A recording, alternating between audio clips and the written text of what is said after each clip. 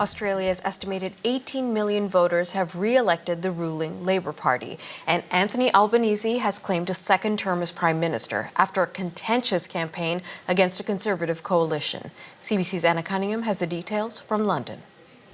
This has in fact turned into a landslide victory for the ruling Labour centre-left party and Prime Minister Anthony Albanese. He is now staying in power in Australia for a second term, and it's the first federal Australian government to serve a full first term, then increase its majority. And this was not expected. It was a crushing defeat for his Conservative rival. Let's take a listen to what Prime Minister Albanese said at his party headquarters in Sydney.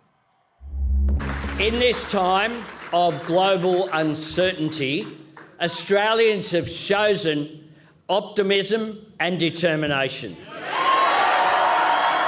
Australians have chosen to face global challenges the Australian way, looking after each other while building for the future.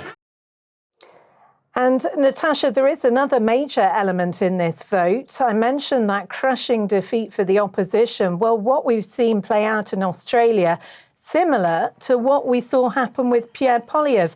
The main Australian opposition candidate, Peter Dutton, has lost his riding.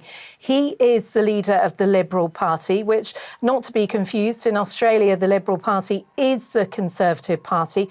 What happens for him now is unclear, but he was gracious in defeat. This is what he said. Now, we didn't do well enough during this campaign. That much is obvious tonight, and I accept full responsibility for that.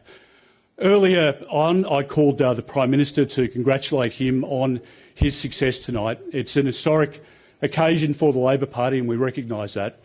I congratulated the Prime Minister and wished he and Jodie and Nathan all the very best. And I said to the Prime Minister that his mum would be incredibly proud of his achievement tonight, and he should be very proud of what he's achieved. Natasha, there seems very much that Australians went out to vote influenced by arguments about the economy, concerns about housing and health, as well as that wider global picture, including, of course, those tariffs from US President Donald Trump's administration. It is compulsory to vote in Australia if you're aged over 18. Many people going straight from the beach to the polling booth, casting their vote.